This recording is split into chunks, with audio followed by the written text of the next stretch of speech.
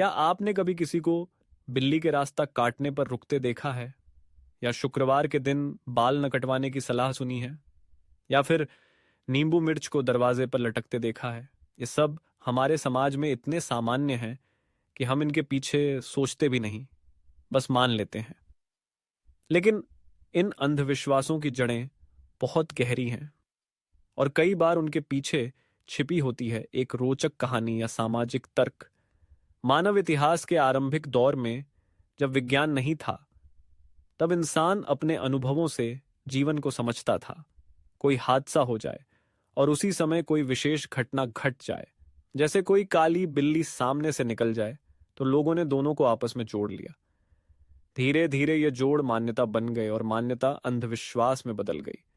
काली बिल्ली का रास्ता काटना अशुभ क्यों माना जाता है? दरअसल यूरोप में मिडिल एजेस के दौरान काली बिल्लियों को जादूगरनी का साथी माना जाता था। कई बार उन्हें शैतान की आत्मा भी कहा गया। ये मान्यता धीरे धीरे भारत में भी फैल गई और आज भी बहुत से लोग इसे अनहोनी का संकेत मानते हैं। नींबू और मिर्च को दरवाजे पर लटकाना एक आम परंपरा है। माना जाता है कि यह बुरी नजर को घर से दूर रखता है, लेकिन इसके पीछे एक वैज्ञानिक तर्क भी है। नींबू और मिर्च में कीटनाशक गुण होते हैं, जो पुराने समय में घर के पास कीटों को दूर रखने का एक तरीका भी हो सकते थे। यानी एक परंपरा जो कभी स्वास्थ्य की रक्षा के लिए थी, अब अंधविश्वास में बदल चुकी है। शुक्रवार के दिन बाल और नाखून न काटने की परंपरा भी दिलचस्प है। पुराने समय में सप्ताह में एक दिन विश्राम का होता था। यह परंपरा खास तौर पर उस समय शुरू हुई जब बाल काटने के लिए औजारों की सफाई कठिन थी और संक्रमण का खतरा रहता था। इसलिए सप्ताह में एक दिन बाल न कटवाना स्वास्थ्य के लिहाज से अच्छा माना गया। छींकते ही कोई कह दे, भगवान तेरा भला करे, यह भी एक परंपरा है जिसका जिक्र कई संस्कृतियों में मिलता है।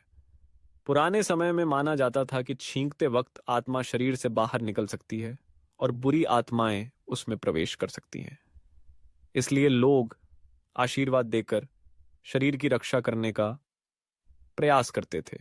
नजर लगना शायद सबसे आम और व्यापक अंधविश्वास।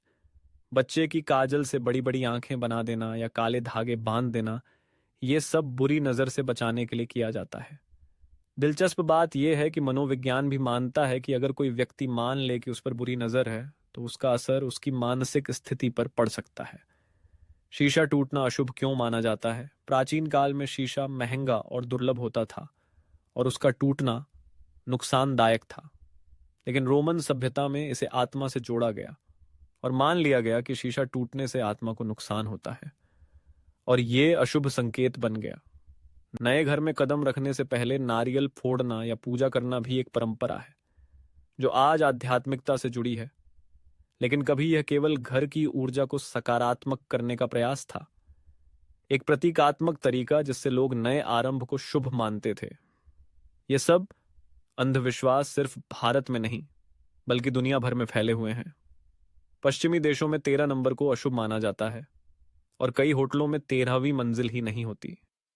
अमेरिका में फ्राइडे द 13th को डरावना माना जाता है। इन सभी मान्यताओं के पीछे एक बात स्पष्ट है, इंसान को अज्ञात से डर लगता है और उस डर को नियंत्रित करने के लिए वह प्रतीकों, परंपराओं और अंधविश्वासों का सहारा लेता है।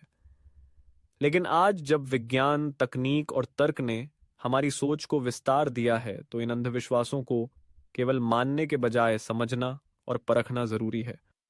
अंधविश्वास तब तक हानिरहित है जब तक वह हमारे जीवन की दिशा तय नहीं करता, लेकिन जब यह सोच, व्यवहार और निर्णय पर हावी होने लगे, तब यह खतरनाक बन जाता है।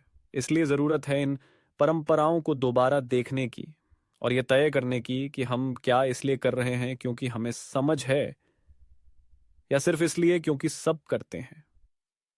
अंधविश्वास केवल डर की उपज नहीं, बल्कि संस्कृति, इतिहास और सामाजिक संरचना का हिस्सा भी है।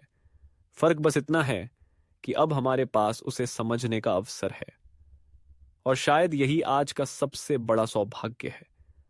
ई मत है